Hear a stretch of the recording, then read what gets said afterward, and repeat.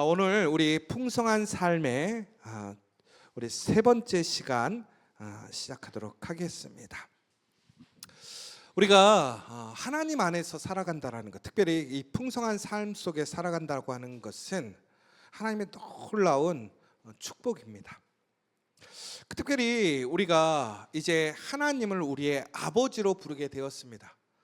우리가 하나님을 우리의 아버지로 부르게 될 때에 우리는 아버지께서 주시는 그 특권을 우리가 누리게 됩니다.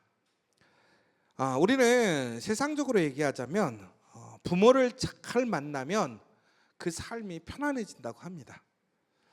여러분, 그런 의미에서 좋은 부모란 과연 뭘까요? 좋은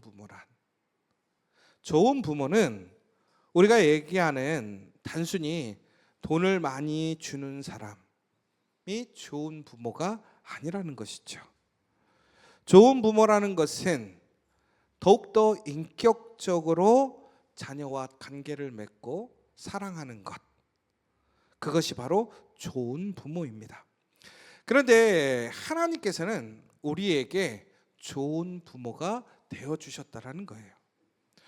우리가 왜 부모와 좋은 관계를 맺어야 하는가라는 것은 단순히 이것이 우리가 정서적으로 혹은 능력적으로 우리가 부모랑 어떤 소통함으로 관계를 맺음으로 우리가 유익을 얻는 것이 아니라 바로 하나님과 나와의 관계를 알게 되는 거예요.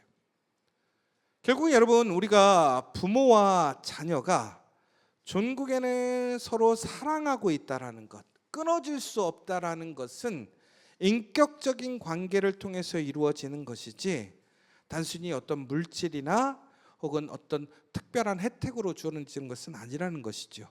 다시 얘기하자면 우리가 부모와 온전한 인격적인 관계를 맺게 되었을 때에 우리는 우리에게 주어져 있는 그러한 어떤 특별한 것들 혹은 물질적인 것들 혹은 그 밖에 많은 것들을 또한 공급받을 수 있고 또한 소유할 수 있게 된다는 것입니다. 그래서 결론적으로 얘기를 하자면 우리가 하나님과 우리가 하나님 아버지의 자녀가 되었다고 하는 것은 하나님께로부터 우리는 모든 것을 공급받게 되는 것이고 하나님의 보호를 받는 것이고 하나님의 놀라우신 축복을 누리게 된다는 것입니다. 그래서 우리가 하나님의 자녀가 되는 것, 하나님께서 우리 아버지가 되어 주신다라는 가장 중요한 권리가 있는데요. 그것은 무엇이냐면 바로 하나님께서 우리에게 하나님의 생각과 감정과 꿈을 나누고 또한 우리의 슬픔과 아픔까지도 나누어 주시는 부모님이 되어 주신다라는 것입니다. 다시 얘기하자면 하나님께서는 우리의 부모가 되심으로 우리의 아버지가 되심으로 우리의 슬픔, 어려움, 우리의 문제, 더 나아가서 우리의 필요함, 부족함까지도 모두 다 채워주시고 인도하시고 보호해 주신다라는 사실입니다. 특별히 우리는 이런 하나님 아버지를 통해서 우리는 놀라운 변화를 경험하게 됩니다. 우리 요한복음 3장 36절을 우리 같이 한번 읽어보도록 하겠습니다. 시작. 아들을 믿는 자에게는 영생이 있고 아들에게 순종하지 아니하는 자는 영생을 보지 못하고 도리어 하나님의 진노가 그 위에 머물러 있느니라. 우리가 또 한번 우리 에베소서 2장 1절에서 목사님 2장 1절에서 3절의 말씀, 우리 거기 아마 책에 있죠? 같이 한번 읽도록 하겠습니다. 시작. 그는 허물과 죄로 죽었던 너희를 살리셨도다. 그때 너희는 그 가운데서 행하여 이 세상 풍조를 따르고 공중의 권세 잡은 자를 따랐으니 곧 지금 불순종의 아들을 가운데서 역사하는 영이라. 전에는 우리도 다 그 가운데서 우리의 육체의 욕심을 따라 지내며 육체와 마음에 원하는 것을 하여 다른 이들과 같이 본질상 진노의 자녀이었더니.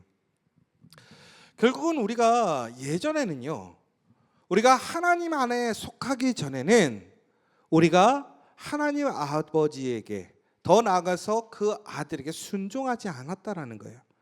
이것은 무엇을 얘기하는 거냐면 하나님을 부정하고 하나님 뜻대로 살아가는 삶을 살게 되었다라는 거예요. 하나님을 무시하는 삶을 살았다라는 거예요. 그러니까 우리가 하나님의 자녀로 살아가지 않고 하나님을 아버지로 인정하지 않았을 때, 우리가 우리의 죄로 인하여 하나님과 분리되었을 때에 우리는 하나님을 무시하고 자기의 뜻과 자기의 생각대로 살게 되었다라는 것입니다. 그런데 바로 그때 우리에게 주어지는 것이 무엇이냐면 바로 하나님의 진노라는 거예요.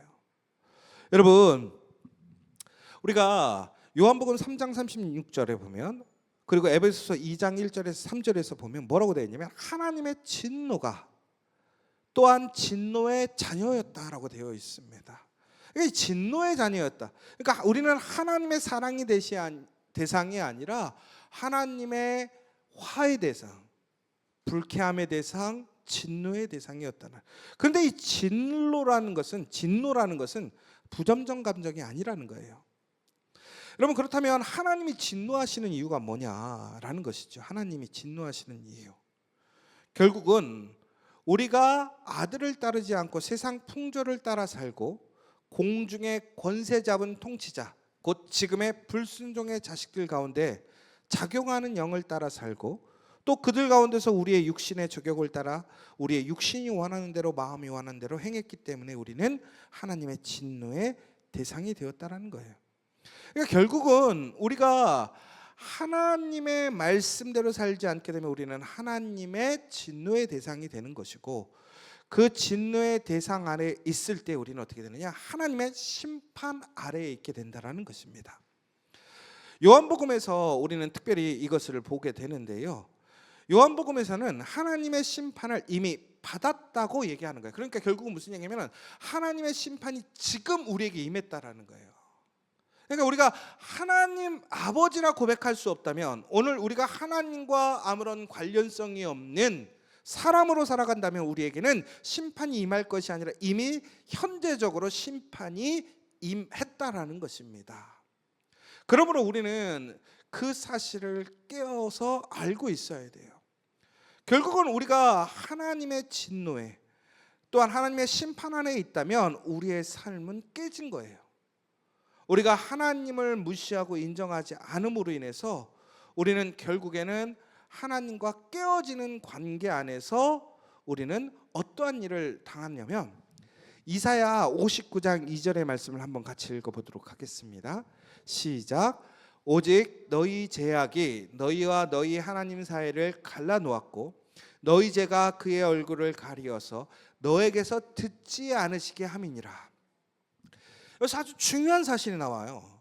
우리가 하나님과 관계가 깨어지면, 우리가 하나님의 심판 아래 있게 되었을 때 우리에게 주어지는 심판의 특징이 뭐냐면 하나님께서 우리에게 얼굴을 돌리시더라는 거예요. 무슨 얘기냐면, 여러분, 우리가 살아가면서 우리가 정말로 보기 싫은 사람 있잖아요. 화나는 사람 있잖아요. 그럼 얼굴 보고 싶으세요? 얼굴 보지 못해요. 마찬가지예요. 하나님은 우리가 죄 가운데 있고 우리가 원하는 삶을 살아가고 하나님을 무시한다면 어떻게 되느냐? 하나님께서 그의 얼굴을 돌리신다라는 거예요. 여러분, 그러므로 우리가 하나님이 우리에게 그러니까 얼굴을 돌리셨을 때 우리에게 위기라는 것을 우리는 기억해야 돼요.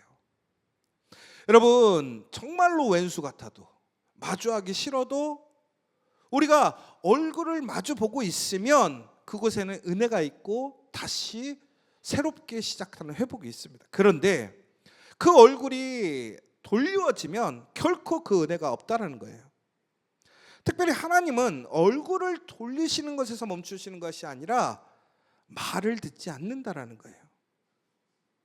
우리 이사야서 59장 2절의 말씀을 한번 읽어보면요, 이렇게 되어 있습니다. 오직 너희 죄악이 너희와 너희 하나님 사이를 갈라놓았고 너희 죄가 그의 얼굴을 가리어서 너희에게서 듣지 않으시게 함이니라. 여러분, 여기서 아주 중요한 사실은 뭐냐면 하나님께서 우리의 이야기를 들으시는 이유가 뭐냐? 바로 하나님께서 우리를 자녀 삼으셨기 때문에, 우리를 바라보시기 때문에 우리의 기도에 응답하시고 들으시는 거예요. 그러나 하나님은 절대로 악인의 기도를 들으시지 않습니다. 하나님의 자녀가 아닌 사람의 기도를 들으시지 않는다라는 거예요. 결국은 죄 때문에 우리는 하나님과 관계가 갈라졌고, 그래서 하나님은 얼굴을 돌리시고 기도를 듣지 않게 되었다라는 거예요. 그렇게 될 때 우리는 어떻게 되느냐? 우리 인생의 공허함을 느끼고, 한계를 느끼고, 막막함을 느끼고, 허무함을 느끼는 거예요. 여러분, 세상에서 많은 돈을 버는 사람들도 있고, 유명해지는 사람도 있고, 자기의 꿈을 이루어가는 사람들도 있습니다. 그런데 그런 사람들이 깜짝 놀란 이야기를 들어요. 어느 날 스스로 인생을 포기하는 일들이 있어요. 야, 전혀 문제 없을 것 같고 그냥 잘 사는 줄 알았는데 어느 순간 스스로 자기의 생명을 포기하고 살아가는 사람들이 있더라는 거예요. 왜 그런 줄 아십니까? 우리는 하나님을 통해서 창조되었어요. 우리는 하나님과의 관계 안에서 살아갈 때에 온전해지는 것입니다. 그리고 그 안에서 참된 평안과 기쁨을 누릴 수 있는 거예요. 그런데 하나님과 깨어지게 되었을 때는, 그때부터는 우리는 항상 부족함을 느끼는 거예요. 채워지지 않는 거예요. 평안이 없는 거예요.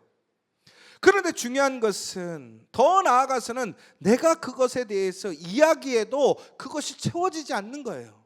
왜? 사람에겐 이야기한다 할지라도 그것이 나의 그 부족함, 어려움을 채울 수 없기 때문에, 해결할 수 없기 때문에.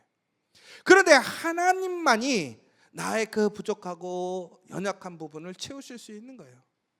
하나님께서 아담을 창조하신 이후에 그가 혼자 되는 것이 좋지 않아 보였어요. 그리고 결국에는 하와를 한 몸 되게 하셨어요.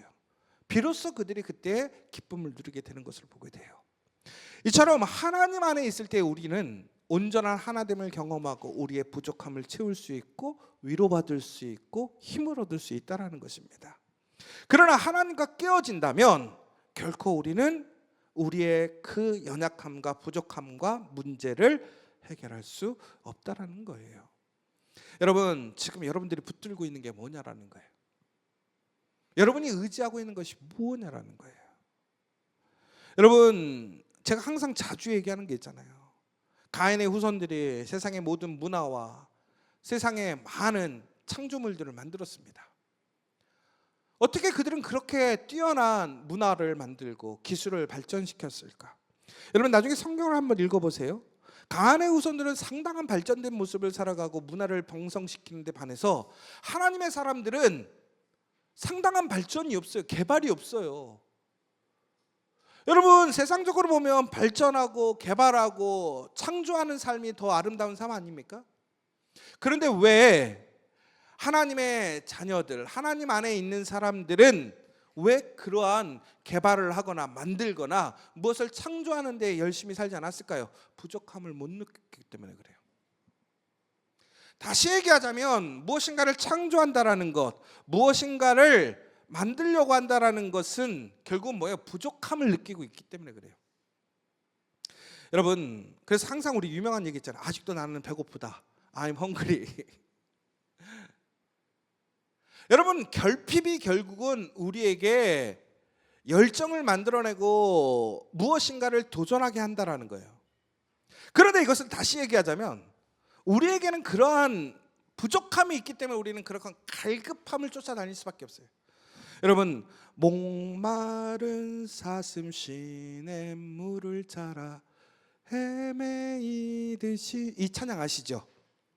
여러분, 사슴이요, 물을 찾아 헤매는 모습이 이 찬양에서는 상당히 아름다운 모습처럼 나오는데 그게 아니에요. 상당하게 지금 긴박한 상황이에요. 왜 그러냐면 그 사슴의 식도는요 셀로판 용지처럼 되어 있대요. 그래서 이것이 한번 마르잖아요. 붙어버리면 상해버린다라는 거예요. 그러니까 결국은 뭐냐면 걔네들은 이것이 붓기 전에 물을 먹어야 되는 거예요. 목이 마르면 물을 먹어야지, 안 그러면 그 식도를 상하게 돼서 완전히 죽게 되는 거예요. 그러니까 그 물을 찾아서 갈급하게 막 뛰어다니면서 물을 상당히 찾아 헤매는 거예요. 여러분, 이처럼 갈급함이 있고 부족함이 있으니까 그것을 찾아가려고 하는 거 아니에요? 그런데 하나님 안에 있으면 그 갈급함이 없는 거예요. 그러니까 찾지 않는 거예요. 구하지 않는 거예요. 이미 족하니까. 여러분, 그렇다고 해서 우리가 믿음 안에선 우리는 그냥 유유자적으로 살아가야 된다, 그렇지 않습니다. 우리에게 주어져 있는 사명이 있어요. 그러나 중요한 것은 이것이 우리의 삶의 중심적으로 근원적으로 봤을 때 우리가 외로워하거나 우리가 불안해하거나 두려워한다라는 것은 결국은 무슨 얘기냐면 내가 하나님을 아버지로 인정하고 있는가, 나는 철저히 하나님을 믿고 의지하고 살아가고 있는가라는 것입니다. 여러분, 우리는 살아가면서 이처럼 큰 놀라운 은혜를 입었음에도 불구하고 우리는 구원의 감격, 감사, 기쁨을 누리지 못합니다. 그러니까 제가 오늘 2부 때도 말씀드리고 얘기했지만 오늘 우리는 그리스도인이 되었으므로 우리가 누리는 삶에 기쁨이 있어요. 특권이 있어요. 그 특권이 뭐냐? 예배하는 특권이 있고, 또한 우리는 하나님께 기도할 수 있는 특권이 있고, 또 무엇보다 우리는 말씀을 읽을 수 있는 특권이 있어요. 여러분, 그런데 우리는 그러한 특권들을 특권이라고 생각하지 않습니다. 기쁨으로 여기지 않습니다. 왜 그러냐면 우리가 하나님 없이 살던 우리의 과거의 모습을 잊어버렸기 때문에 그래요. 옛날을 우리가 생각하지 못하기 때문에 그래요. 우리가 항상 그런 얘기 하잖아요. 개구리가 올챙이 시절을 기억 못한다고. 여러분, 우리가 어떤 사람이었는지를 우리는 자꾸 잊어버리는 거예요.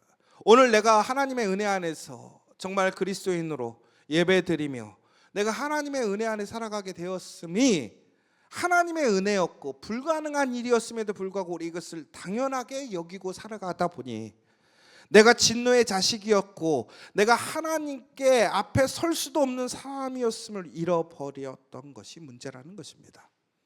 그런데 문제는 뭐냐? 이것이 잃어버린 것으로만 문제가 되는 것이 아니라는 거예요.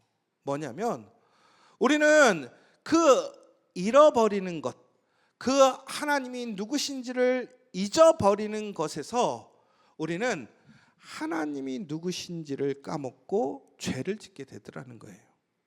이게 조금 다른 얘기가 될 수 있는데요, 우리가 하나님을 잊어버리면, 하나님을 알지 못하면 우리는 하나님께서 원하시는 삶, 기쁨의 삶을 알지 못하고 우리가 생각하는 삶으로 살아가다 결국에는 죽음에 이르게 되고 심판에 이르게 됩니다.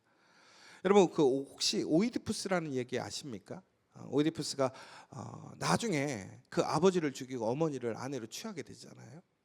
그러다 그 문제는 뭐였냐면 아버지가 아버지인 줄을 몰랐어요. 어머니가 어머니인 줄을 몰랐어요.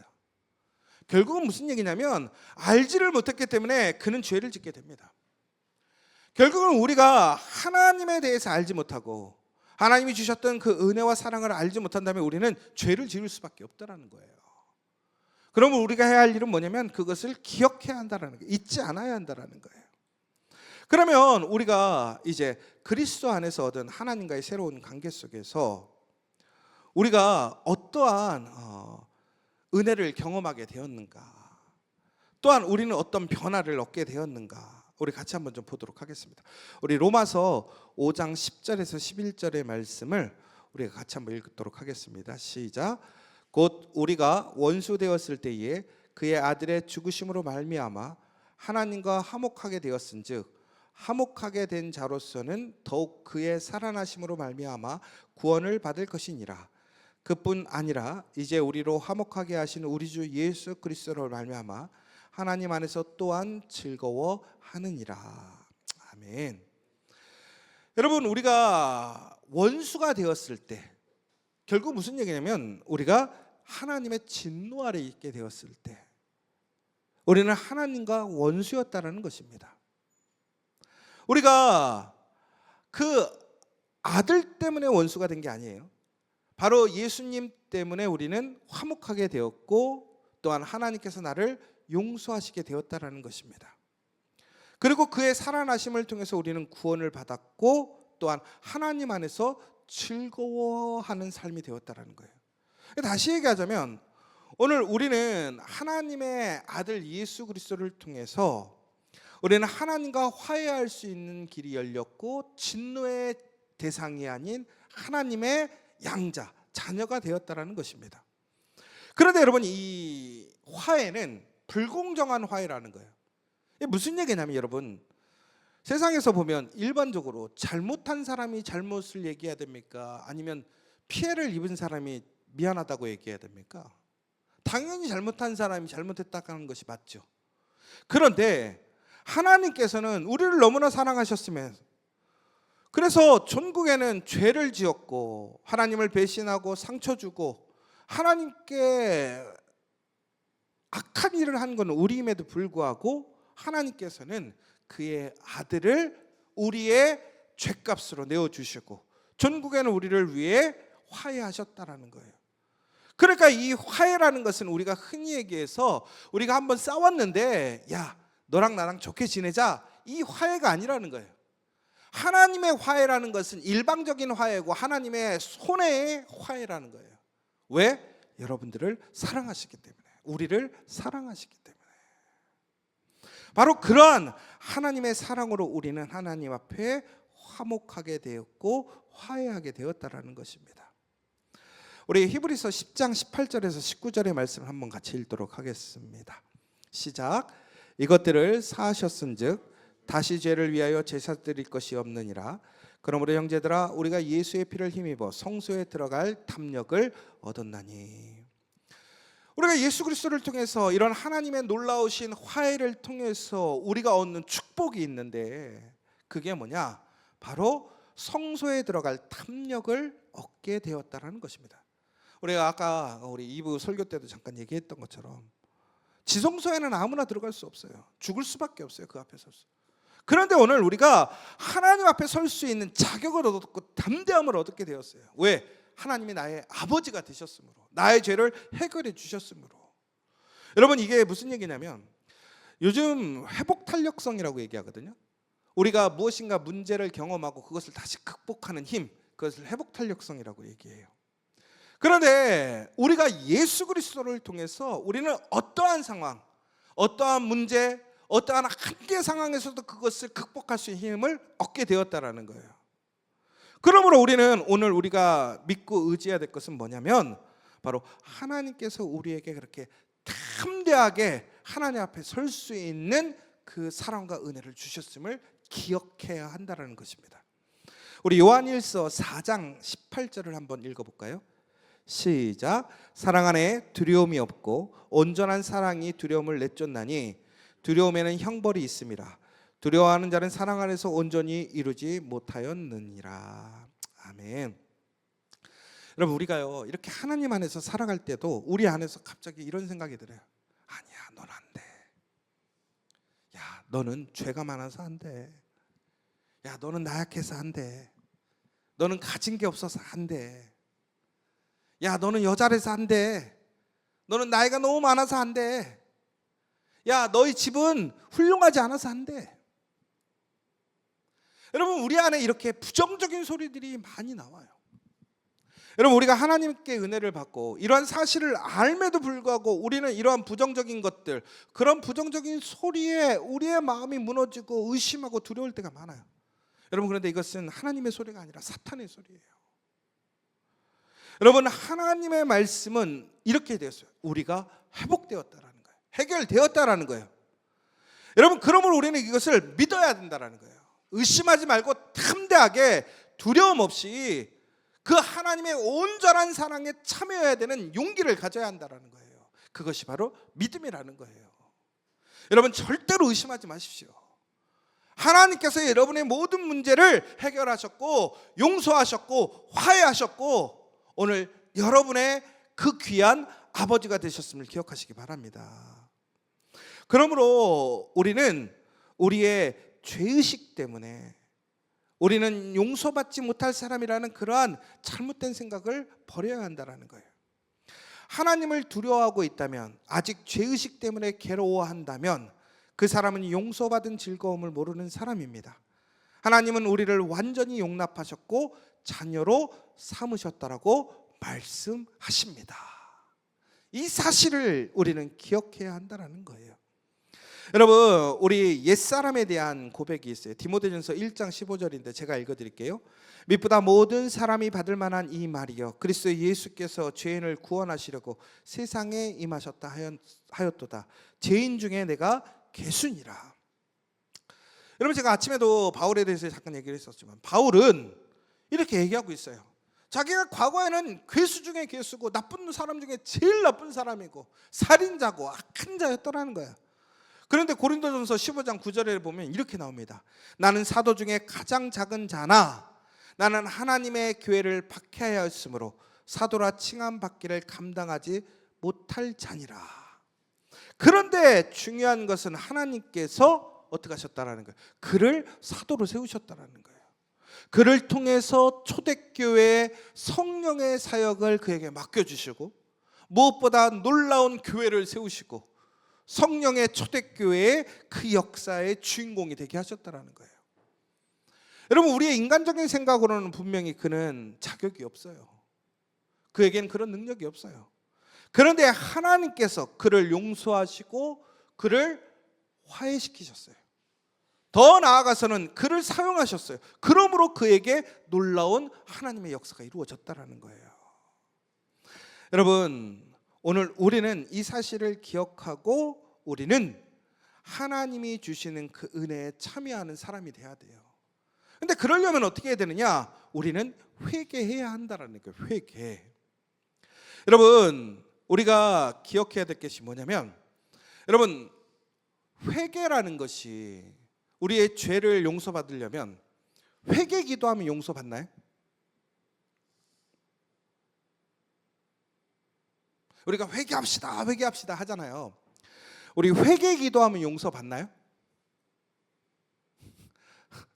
말들을 좀 해보셔요. 틀리든 맞든.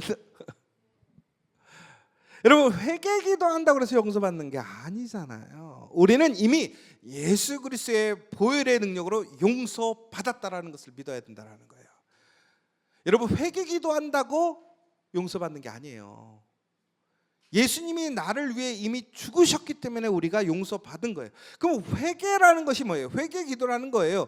후회나 신사태령하는 게 아니에요. 죄를 나열하는 게 회개가 아니란 말이에요. 회개라는 것은 뭡니까? 바로 예수님께서 나를 위해 죽으셔서 나의 죄를 감당하셨음을 뭐 하는 거예요? 감사하는 것이 회개라는 거예요. 회개는 나의 죄를 고백하는 것, 죄를 나열시키는 것이 아니라, 회개는 예수님이 나를 위해 죽으시고 내 죄를 해결하셨음을 감사하는 것이 회개의 첫 번째라는 거예요. 두 번째는, 회개라는 건 뭐냐? 방향을 바꾸는 거예요. 우리가 항상 얘기하잖아요. 어떤 방향? 나의 방향, 세상의 방향이 아니라 하나님께로 방향을 바꾸는 거예요. 자기 잘못을 인정하고 하나님께 나아가는 거예요. 여러분, 그러니까요, 여기서 중요한 것은 우리가 죄를 고백한다라는 것은 우리의 죄를 인정한다라는 거예요. 인정한다라는 거. 그런데 그 죄를 내가 해결할 수 없는데, 그런데 예수님께서 그 죄를 해결해 주셨음을 감사하고, 이제는 우리는 그것을 결단하는 것, 어떻게 그 길로 가지 않겠다고 결단하는 것이 회개라는 거예요. 바로 이렇게 될 때 우리는 어떻게 되느냐? 하나님의 은혜 안에 머물게 된다는 거예요. 그래서 시편 기자는 시편 131편 2절에서 하나님과 화해한 그리스도인의 영적 상태를 표현해 주고 있는데요, 우리 시편 131편 2절의 말씀을 우리 같이 한번 읽어볼까요? 시작. 실로 내가 내 영혼으로 고요하고 평온하게 하기를 젖된 아이가 그의 어머니 품에 있음 같게 하였나니 내 영혼이 젖된 아이와 같도다. 여기서 아주 중요한 포인트가 있는데, 뭐냐면 젖된 아이라는 거예요. 내 영혼이 젖된 아이와 같다. 여러분, 근데 여기서 아주 중요한 표현, 젖된 아이라는 게 과연 뭘까? 젖된 아이와 같다라는 것이 과연 어떤 표현을 나타내는 것인가? 여기서 이제 두 가지의 의미로 이 젖된 아이를 해석할 수가 있게 되더라고요. 여러분, 우선은 우리가 여러분 젖을 먹었을 때 한번 생각해 보세요. 우리 아이들은 아무것도 할 수 없어요. 오직 그 어머니를 통해서 공급을 받아요. 그러니까 아이는 그 어머니의 철저하게 의지를 해야 돼. 그러면 그 아이가 먹고 살려면 결국은 누가 젖을 줘야 되냐면 어머니가 젖을 줘야 돼. 그러면 아이가 젖을 떼었다는 것, 결국은 젖을 먹고 결국에는 그 아이는 어떻게 하는 거예요? 풍족하고 건강하게 살아왔다라는 거예요.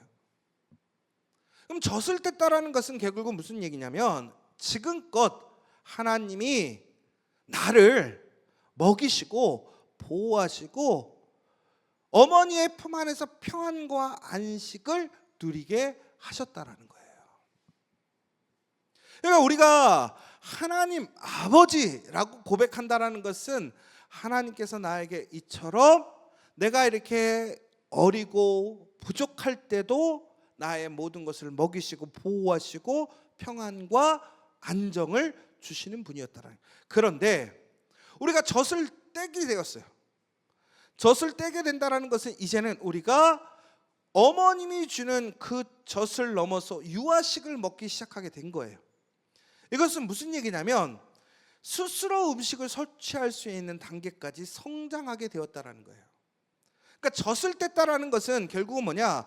우리가 아주 유약하고 나약한 상황에서 성장하여서 이제는 내가 그 다음에 단계에서 누릴 수 있는 나의 의지와 나의 결단을 통해서 행할 수 있는 일들을 실행할 수 있는 사람이 되었다라는 거예요. 결국은 이 젖됐다라는 것은 하나님 안에서 우리가 자립할 수 있는 힘을 얻었던과 동시에 하나님께서 나를 온전하게 지키시고 보호하셨다라는 그 상태에 우리가 이르게 되었다라는 사실입니다. 그러므로 우리는 하나님을 알아감에 있어서 더욱더 우리는 그 특권을 누리는 삶이 되어야 하는데, 우리가 하나님의 자녀로서 우리가 하나님을 알아가는 그 일에 힘쓰기 위해서는 가장 먼저 해야 할 일이 뭐냐? 바로 성경을 가까이 해야 한다는 거예요. 여러분, 우리가 잘 아시는 것처럼 우리 그런데 이제 그런 얘기를 하기에 앞서서 우리 하나님에 대한 이미지, 여러분 하나님 아버지라는 것에 대한 여러분의 생각은 좀 어떠세요? 아버지에 대한 선입견, 여러분 아버지에 대해서 좋은 선입견이 있으십니까? 여러분 요즘에 문제가 아버지에 대한 선입견이 상당히 좋지 않더라고요. 아버지에 대해서 긍정적으로 생각하느냐 부정적으로 생각하느냐라고 했을 때요, 예전에는 한 70에서 80%가 아버지를 나쁘게 생각을 했대요. 부정적으로 본대요. 어머니는 70에서 80%를 좋게 여긴다고 합니다. 그런데 요즘에는 이제 다시 조사를 해보면 아버지는 70에서 80% 더 부정적으로 사람들이 생각을 하고 어머니도 좋게 여기는 퍼센티지 낮아지고 있다는 거예요. 그러니까 요즘 시대에 부모님에 대한 요즘 사람들이 흔히 얘기해서 긍정적인 것보다는 부정적인 의미가 상당히 많더라는 거예요. 여러분 그렇다면 왜 이러한 왜곡과 문제가 생겼을까? 결국은 그 부모들이 하나님을 통해서 온전한 인격적인 사랑과 만남과 관계를 경험하지 못했기 때문에 그렇다는 거예요. 여러분 우리가 자녀들에게 가장 줘야 될 유산이 뭐냐? 바로 하나님을 믿는 믿음의 삶을 유산으로 물려줘야 돼요. 그런데 그 삶은 단순히 지식적인 삶이 아니라 우리의 삶을 통한 기쁨과 감동으로 그 유산을 넘겨줄 수 있어야 하는 것이죠. 그런데 우리가 하나님에 대한 잘못된 선입관을 통해서 우리는 하나님을 자녀들에게 전수할 수가 없는 거예요. 왜? 내가 하나님을 잘 알지 못하니까. 우리가 하나님을 잘 알고 하나님을 경험해야 누군가에게 그것을 전달해주고 알려줄 거 아니에요. 한번 생각해 보세요. 목사나 전도사님이 하나님에 대해서 모른다고 생각해 보세요. 하나님에 대한 지식이 부족하다고 생각해 보세요. 그런데 어떻게 하나님의 그 놀라운 말씀과 은혜를 전달하고 증거해 줄 수 있겠습니까? 하물며 부모님이 하나님과 아버지와의 관계 안에서 누리는 그 복과 은혜를 누리지 못하고 살아가는데 어떻게 자녀들에게 그것을 남겨줄 수 있겠느냐라는 거예요. 그러므로 우리는 더욱더 하나님을 아는 데 힘써야 되는데, 그 하나님을 아는 데 가장 좋은 것이 뭐냐? 바로 성경이라는 것입니다. 여러분, 성경이라는 것은 다시 얘기하자면, 다른 표현으로 하자면 이것은 하나님의 미디어라는 거예요. 성경은. 여러분, 우리가 유튜브를 통해서, 유튜브 자체가 중요한 게 아니잖아요. 그죠? 유튜브를 통해서 나오는 콘텐츠가 중요한 거예요. 성경도 마찬가지예요. 성경책이라는 것이 왜 중요한 것입니까? 이것이 바로 하나님의 말씀이니까. 이 책 자체로 중요한 게 아니잖아요. 그렇죠? 결국은 이것은 뭐냐? 하나님의 말씀의 소통의 미디어라는 거예요.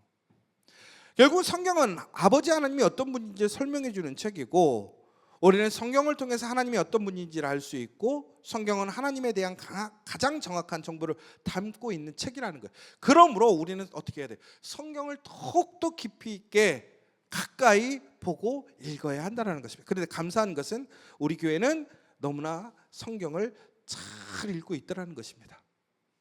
우리 히브리서 1장 1절에서 2절의 말씀 우리 같이 한번 읽어보도록 하겠습니다. 시작. 옛적의 선지자들을 통하여 여러 부분과 여러 모양으로 우리 조상들에게 말씀하신 하나님이 모든 날 마지막에는 아들을 통하여 우리에게 말씀하셨으니 이 아들을 만유의 상속자로 세우시고 또 그로 말미암아 모든 세계를 지으셨느니라. 아멘. 여기 보시면 성경을 통해서 우리가 알 수 있는 것이 무엇입니까? 우리는 예수 그리스도를 통해서 우리는 하나님과 소통할 수 있게 된다는 거예요. 여러분, 우리가 하나님을 우리는 바로 연결될 수 없어요. 오직 예수님을 통해서만이 우리는 하나님과 연결되어지고 소통할 수 있다는 것이죠. 그런데 오늘 이 성경에 대한 최고의 지식은 뭐냐면 바로 예수님이 그 하나님과 소통할 수 있는, 연결해 줄 수 있는 통로라는 것을 성경에서 얘기해 주고 있다는 거예요. 그러므로 우리는 가장 중요한 것은 예수님을 통해서 하나님을 알 수 있게 되는 것이고, 특별히 우리가 예수님의 말씀들을 통해서 우리는 더욱더 하나님을 깊이 있게, 하나님이 누구신지를 알 수 있게 되는 것입니다. 그러므로 우리가 성경에 보면 사복음서, 서신서, 구약성서, 예언서 많은 이야기들이 있어요. 그러므로 우리는 이 말씀들을 통해 나오는 그 예수님의 이야기들, 그 또한 말씀들을 통해 하나님을 배워가야 할 것이고, 또한 서신서는 또한 예수님을 믿었던 사람들이 어떻게 살았는지를 알려주는 책인데, 그 책을 통해서 하나님이 어떻게 역사하시고 우리에게 말씀하셨는지, 또한 구약은 예수님을 기대하고 기다리는 책이지만 동시에 우리의 역사와 우리의 삶 속에서 하나님께서 그 삶과 역사를 어떻게 이끌어 가셨는지를 우리는 깨달아 볼 수 있는 것이고, 또 예언서와 계시록은 다시 오실 예수님. 그래서 우리는 이 성경을 통해서 오실 예수님, 오신 예수님, 다시 오실 예수님, 그리고 더 나아가서는 우리의 삶의 현장과 문화와 역사 속에서 실제적으로 살아계시고 움직이시는 그 하나님을 통해 우리는 하나님을 배우고 알 수 있다는 것입니다. 그러므로 우리는 오늘 다시 한번 그 말씀을 통해서 하나님이 어떤 분이신지, 또한 하나님께서 그 말씀을 통해서 우리에게 무엇을 말씀하고 계신지를 우리는 항상 묵상하고 경험해야 한다는 거예요. 그러니까 여러분, 정말 중요한 것은 무엇이냐면요, 우리가 하나님의 말씀을 들을 때에 그 말씀이 단순히 표면적인 글자가 아니라 이 표면적인 글자를 통해서 하나님께서 우리에게 무엇을 말씀하시는지를 우리는 분명하게 분별하고 이해할 수 있어야 된다는 거예요. 그런데 그것을 분별하기 위해서는 어떻게 해야 되느냐? 예수님을 통해서 우리는 그 말씀을 분별할 수 있어야 되는 것이고, 또한 더 나아가서는 성령의 인도하심을 통해서 우리는 예수님의 그 통로되는 통로를 통해서 말씀을 보고 이해할 때 우리는 하나님의 그 말씀을 온전히 이해할 수 있게 되고 하나님을 경험할 수 있게 된다는 것입니다. 특별히 오늘 이 말씀에 능력이 있어요. 어떤 능력이 있냐면 히브리서 4장 12절의 말씀을 한번 읽어볼게요. 시작. 하나님의 말씀은 살아있고 활력이 있어 좌우의 날선 어떤 것보다도 예리하여 혼과 영과 및 관절과 골수를 찔러 쪼개기까지 하며 또 마음의 생각과 뜻을 판단하니. 우리 히브리서 4장 12절에 보면 우리 말씀은 활력이 있어 좌우의 날선 어떤 것보다 예리하다고 되어 있습니다. 여러분 이 시대의 검은요, 우리가 중세 시대의 그런 어떤 영화를 보면요, 이 사람들이 쓰는 칼은요, 칼이라기보다는 몽둥이에요. 날카롭지가 않습니다.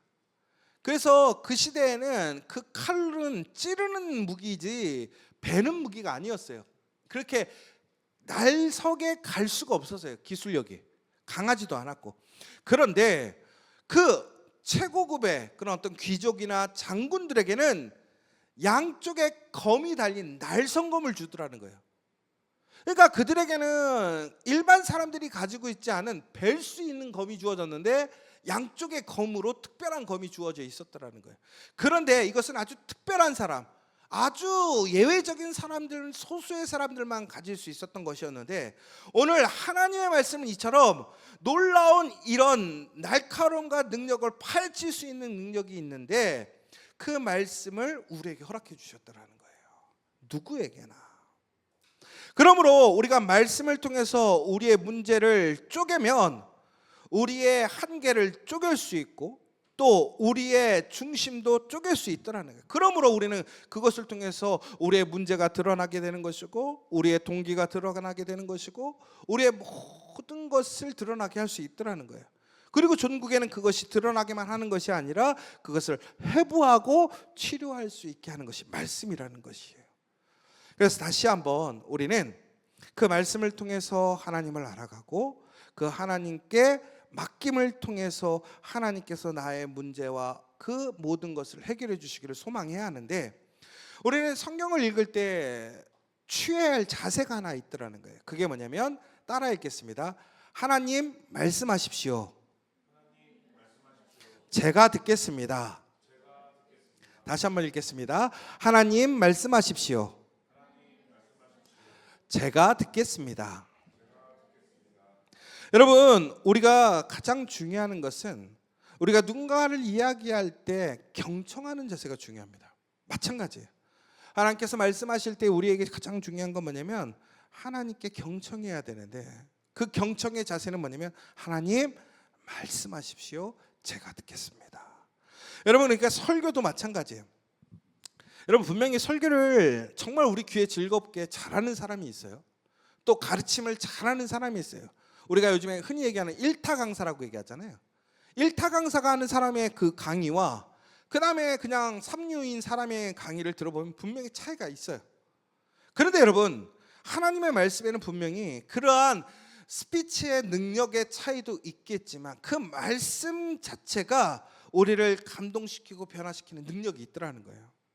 그러므로 우리는 그 말씀을 전하는 사람의 기술이나 능력에 의지할 것이 아니라 그 말씀을 들을 때 우리가 하나님, 제가 이 말씀을 통해 듣겠습니다, 저에게 말씀해 주십시오라는 그 자세를 가지고 말씀을 듣게 될 때에 하나님께서는 놀랍게도 우리의 연약한 입술로 전해지는 그 말씀이, 혹은 우리가 증거하는 우리의 삶의 그 연약함을 통해서도 하나님의 말씀이 역사하고 일어나게 되더라는 거예요.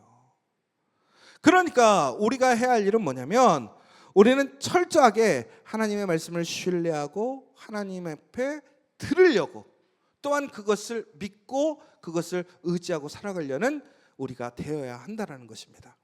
그러므로 우리는 말씀으로 자녀의 특권을 누리는 삶이 되어야 한다는 것입니다. 우리 디모데후서 3장 16절에서 17절의 말씀을 같이 읽어보도록 하겠습니다. 시작.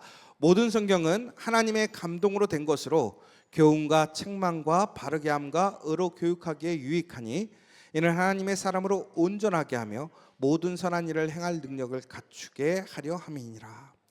그러니까 결국은 말씀으로 살아가는 자녀들에게 놀라운 은혜와 복이 주어지는데, 그게 뭐냐?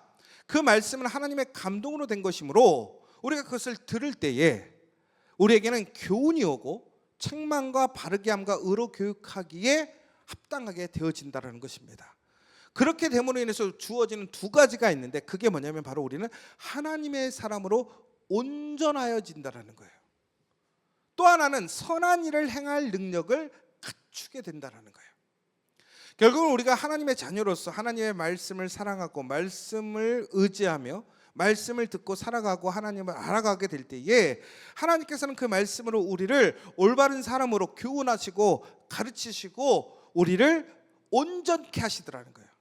그리고 또한 하나님의 말씀에 온전한 선한 일을 행할 수 있는 능력을 갖춰주시게 하시더라는 거예요. 여러분, 이게 정말 중요한 거예요. 뭐냐면 하나님의 말씀을 의지하고 말씀을 듣게 되면 우리가 하나님의 사람으로 세워지더라는 거예요. 더 나아가서는 그 가운데서 하나님께서 그 말씀대로 살아갈 수 있는 능력을 갖추게 해주신다는 거예요. 여러분, 여기서 아주 중요한 포인트가 이거예요. 내가 그 말씀을 가지고 나의 능력으로 살아가는 것이 아니라 하나님께서 그 나를 말씀의 사람으로 세워주셨을 때에 그 말씀대로 살아갈 수 있는 능력을 주신다는 거예요. 내가 능력을 행하는 것이 아니라 하나님이 능력을 주셔서 능력으로 살아갈 수 있게 하심을 믿으시기 바랍니다. 여러분, 여기서 중요한 포인트예요. 그러니까 나는 연약하고 나는 부족해. 그러나 말씀대로 행하게 될 때 하나님께서 그 말씀으로 세우시고 일으키시는 거예요. 그러니까 제가 항상 하는 얘기가 뭐냐면, 그러므로 우리는 말씀대로 살아가야 돼요. 말씀을 지켜 행하려고 하고 말씀을 증거하고 만들어 가려고 해야 돼요. 여러분, 우리 교회에 비전들이 있어요. 그 비전들이 흔히 얘기해서 인간적인 비전이 아니에요. 하나님의 말씀대로 그 말씀을 이루어 가려고 하는 비전들이에요. 그런데 중요한 것은 우리 교회가 그런 모든 일들을 행할 때에 능력이 있어서 여유가 있어서 하는 게 아니란 말이에요. 그런데 놀랍게도 그 말씀의 은혜를 받고 그 말씀으로 참여해서 말씀을 행하려고 할 때마다 하나님께서 어떻게 하시느냐, 그 말씀의 능력을 행할 수 있도록 만들어 주시더라는 거예요. 여러분, 이것이 우리 교회의 증거이고 확증이고 여러분의 삶의 그러한 증인이 되어야 한다는 거예요. 그런데 우리가 문제가 하나 있어요. 뭐냐면, 우리 그림 한번 볼까요? 보시면 이렇게 우리의 삶에 여러 이런 패턴이 있어요. 뭐냐면 오늘 보시는 것처럼 우리에게 교훈이 옵니다. 교훈이라는 것은 우리가 걸어가야 할 길을 보여주는 거예요. 우리가 어디로 가야 하는가라는 것을 얘기해 주고 있습니다. 그리고 의로 교육함이라는 것은 지속적으로 그 길을 걸어갈 수 있게끔 알려주는 거예요. 그러니까 우리가 걸어가야 될 방향과 또한 그것을 지속적으로 걸어갈 수 있도록 말씀은 우리에게 알려주고 있는데, 그런데 우리는 어떻게 해요? 꼭 앞으로만 가는 게 아니라 돌아요. 그렇죠? 그럼 그때 어떻게 하느냐? 말씀에서는 내가 길을 벗어났다고 알려주는 거예요. 책망하는 거예요. 그리고 결국에는 우리가 바른 길을 돌아갈 수 있도록 다시 알려줘요. 그럼 우리는 어떻게 되느냐? 다시 그 길로 나아가서 길을 가게 되는데, 여러분, 근데 이것이 우리의 삶의 일반적인 말씀 안에 살아가는 우리 삶의 패턴인 것 같거든요. 그런데 여기서 여러 가지의 패턴이 있는 것 같아요. 첫 번째, 여러분들은 어떤 삶을 살아가시는 분인지 한번 생각해 보세요. 1번은 교훈과 의로 교육함처럼 일자로 계속 가는 인생. 제가 봤을 때는 이런 사람은 없는 것 같아요. 두 번째, 우리가 보시는 것처럼 교훈으로 가다가 시험 들어가지고 딴 길로 가. 그런데 이제 책망을 받아. 그러다가 다시 회개해가지고 하나님의 은혜로 올바른 길로 가서 가는 길. 근데 이게 이제 보통은 이제 우리가 일반적으로 가는 길이잖아요. 그런데 이제 여기서 돌아가는 길의 분량이 얼마나 되느냐라는 거예요. 이게 무슨 얘기냐면, 여러분 보시면 지금 여기가 이만큼 돌잖아요. 근데 어떤 사람은 이 돌아가는 게 평생을 돌아서 가요. 결국 이게 무슨 얘기예요? 이스라엘 사람들이 40일면 걸어갈 수 있는 광야의 길을 40년을 걸어갔잖아요.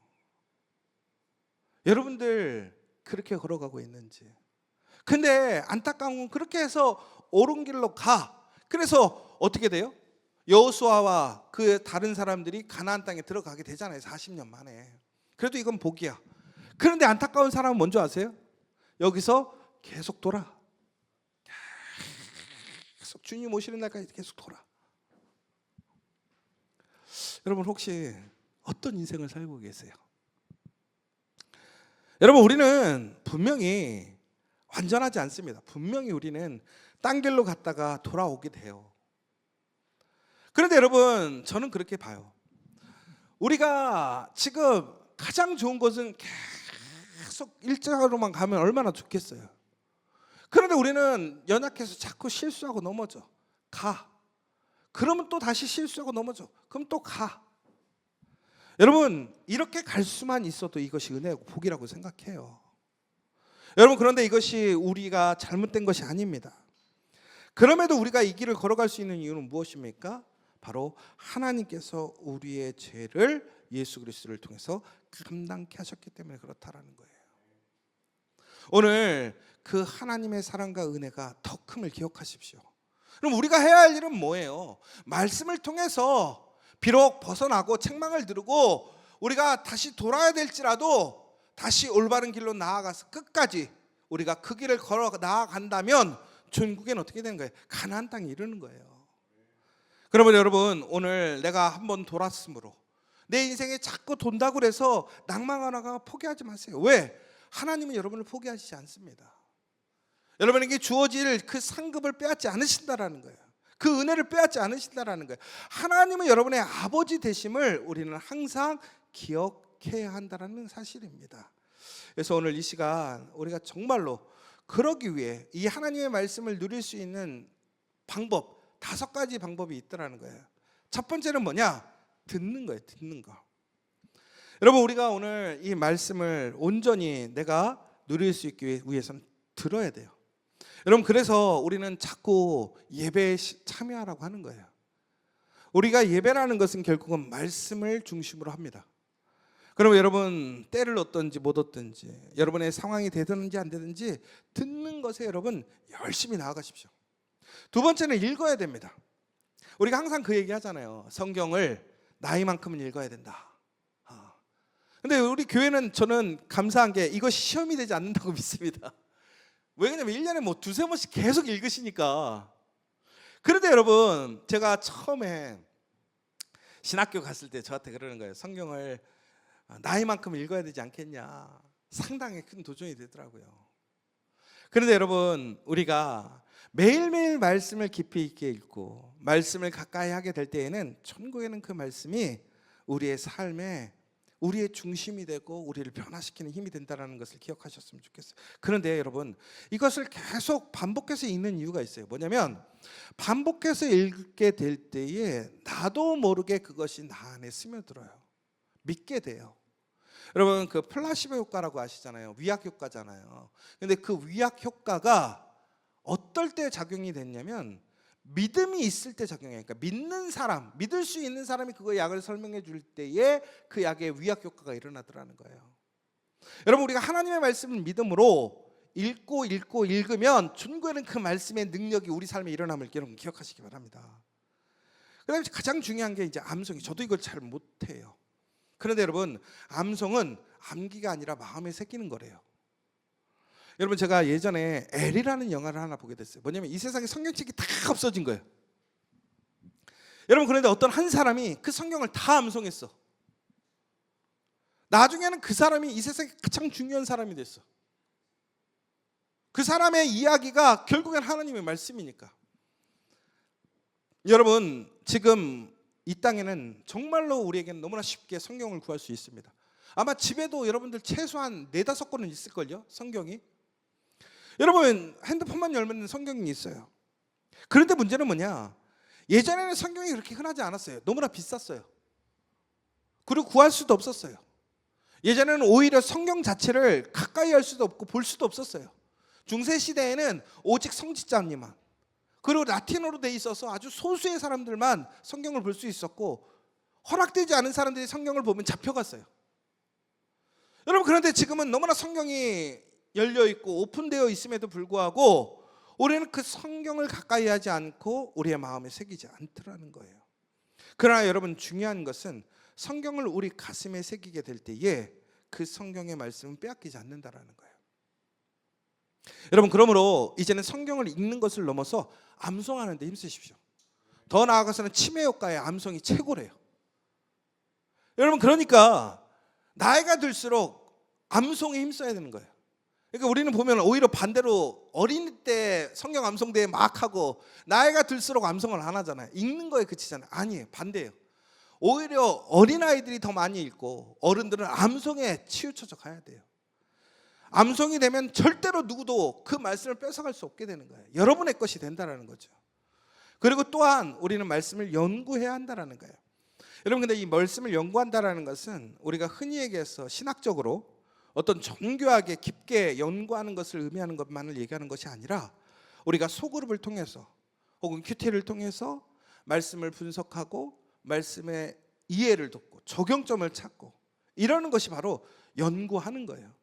그리고 마지막으로 뭐냐면 묵상이에요. 묵상. 여러분, 우리는 이 묵상을 가장 중요하게 생각해야 하는 것이 뭐냐면, 여러분, 이 묵상이라는 것은 오늘 그 말씀이 나에게 무엇이라고 말씀하시는 거냐는 것을 듣는 것이 묵상이에요. 그러니까 묵상이라는 것의 핵심이 뭐냐면, 우리가 말씀을 그냥 성경적으로만 읽고 피상적으로만 읽고 남의 이야기로 읽는 것이 아니라 그 말씀이 오늘 나에게 무슨 의미가 있는지. 그러니까 오늘도 설교를 들었어요. 오늘 설교 시간에 가장 중요한 게 뭐냐면 그 설교 시간에 들었던 말씀이 오늘 나에게 무슨 의미가 있는지, 나의 가정에, 나의 일터에 과연 어떻게 적용할 수 있는지, 하나님은 나에게 무엇을 말씀하시고자 하는 것인지를 우리가 적용할 수 있어야 한다는 거예요. 바로 이렇게 될 때 우리는 어떻게 되느냐, 우리는 하나님이 주시는 그 풍성한 삶을 누릴 수 있게 된다는 거예요. 결과적으로, 그런데 중요한 것은 우리가 이렇게 성경 말씀을 알아가는 그리스도인의 삶으로 살아가게 될 때에 하나님을 알아가는 것이 결국은 우리는 의무라고 생각할 때가 있어요. 여러분, 예배에 참석하는 것이 의무입니까? 여러분, 오늘 이 재직 우리 모임에 오늘 이 예수 안에 풍성한 삶에 참여하실 때에 여러분 어떤 마음으로 참석하셨어요? 제가 분명히 재직은 꼭 참석하셔야 됩니다, 의무감을 줬기 때문에 참석하신 거 아닌가요? 솔직하게. 그런데 여러분, 이것은 의무가 아니라 우리의 특권이라는 사실을 기억하시기 바랍니다. 여러분, 무슨 얘기냐면, 여러분, 누군가가 여러분의 것을 빼앗아 갔다고 생각해 보세요. 그럼 여러분들 그 빼앗기고 있겠습니까? 찾아와야 될 거 아니에요? 여러분이 누릴 수 있는 것이 있다면 여러분 써야 될 거 아니에요? 여러분, 누군가 여러분에게 쓸 수 있는 어떤 카드를 줬는데 거기에 1억이 들어있다고 생각해 봐요. 그런데 그 카드만 들고 있다고 되는 건 아니잖아요. 써야 되잖아요. 여러분, 마찬가지예요. 우리가 정말로 하나님께서 우리에게 주신 특권은 말씀입니다. 그 말씀을 통해서 우리가 하나님을 알아가게 되고, 더 나아가서 하나님께서 우리에게 주시고자 하는 그 약속들을 우리가 발견하게 되고 그것을 믿게 될 때에 우리는 숨은 보화를 찾게 되는 거예요. 더 나아가서는 그것을 통해서 우리에게 주시는 능력으로 살아갈 수 있게 되는 거예요. 가장 안타까운 게 뭐냐면, 우리 그리스도인들은 이미 우리에게 주어져 있음에도 불구하고 그것을 내가 가지고 있다라는 자신감이 없어요. 확신이 없어요. 무엇보다 알지를 못해요. 알아도 믿지를 못해요. 여러분, 오늘 우리는 이 자리에서 이것을 배우는 것이 강력한 특권이고 은혜고 축복인 것이라고 믿어야 됩니다. 그리고 더 나아가서는 여러분들 이것을 다른 사람들에게 알려주셔야 돼요. 왜?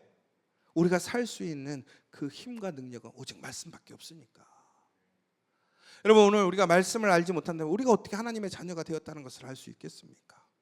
우리가 하나님과 화해되었으면 어떻게 알게 되겠습니까? 예수님께서 우리의 그 소통의 중심이 되신다라는, 우리의 그 모든 하나님의 해결자가 되신다는 것을 우리가 어떻게 알겠습니까? 또한 그 말씀이 우리를 온전하게 교육하고 의로 이끌어 준다는 사실을 우리가 알 수 있겠습니까? 그러므로 여러분들, 오늘 이 시간 정말로 이제는 여러분들 말씀을 들을 때마다 그것을 요약하고 적용하는 그 일들에 힘쓰셔야 돼요. 그래서 그것들을 다른 사람들에게 나눠주셨으면 좋겠어요. 제가 좀 다른 얘기긴 한데, 여러분, 정말 맛있는 집이 있잖아요. 음식점이 있으면요, 희한하게 여러분들 맛있는 음식점 있으면 누군가가 밥 먹으러 갈 때 거기 데려가지 않으세요? 거기 맛있어 하고 데려가잖아요. 그렇죠? 여러분, 마찬가지예요. 우리 교회가 우리의 말씀이 좋으면 우리는 증거해야 돼요. 나눠줘야 돼요. 그래야 사람들이 알아요. 그 맛을 볼 수 있는 거잖아요. 그리고 또 하나는 우리가 좋다라고 인정을 해야 사람들이 인정해요. 여러분, 그런데 진짜 웃긴 게 요즘에는 좀 문제가 있죠. 가보니까 별것 아닌데도 불구하고 너무 좋다 해서 가보니까 실망하는 데도 있어요. 그러나 중요한 것은 우리가 가진 것에 대한 가치도 인정하지 않고 좋아하지도 않고 기뻐하지도 않는다면 어떻게 다른 사람들이 그것에 기쁨을 가지게 되고 소망을 갖게 되겠느냐라는 거예요. 그러므로 여러분, 오늘 이 시간 정말로 하나님의 그 놀라우신 말씀 안에서 그 풍성한 삶, 그 권리를 누릴 수 있는 저와 여러분 되셨으면 좋겠고, 무엇보다 여러분들이 이제 다른 사람들에게 그것을 알려주는 사람들이 되시길 원합니다. 여러분들의 사명은 뭐냐면 그것을 이야기해 주는 사람이 돼야 돼요. 알려주는 사람이 돼야 돼요. 내 가족에게, 내 이웃에게. 여러분, 단순히 그 사람을 교회에 데려오는 것이 문제가 아니라 내가 사랑하고 내가 믿는 그 말씀이 생명이고 희망이고 소망이고 능력인 것에 대해서 이야기할 수 있는 여러분들이 되셔야 돼요. 바로 그렇게 될 때에 우리는 그 풍성한 삶을 누릴 수 있게 될 줄 믿으시기 바랍니다. 오늘 시간 우리 같이 기도하고 마치도록 할 텐데요. 어찌 보면 우리가 이 시간이 참 피곤한 시간이에요. 근데 저도 왜 이것을 하냐면 우리 재직들이 이것에 대한 확신을 가져야 돼요. 그리고 그것에 대해서 증거가 되고 나눔이 되셔야 돼요. 그것이 우리 교회 부흥의 시작이고 우리 교회의 은혜의 시작이 될 줄 믿습니다. 여러분, 하나님께서는 여러분들을 너무나 사랑하시는 아버지가 되셨음을 기억하십시오. 우리는 하나님과 화하게 되었고 하나님의 그러한 영적인 특권을 누리는 자녀가 되었음을 기억하십시오. 우리를 방해하고 의심케 하는 여러 가지 소리들이 있습니다. 거기에 흔들리지 마십시오. 이미 우리의 모든 문제와 죄는 해결되었습니다. 우리는 하나님의 영적인 자녀입니다. 하나님의 놀라운 특권을 누린 자녀입니다. 오늘 이 시간 우리 다시 한번 그것에 감사하며 나아가는 시간 되었으면 좋겠습니다.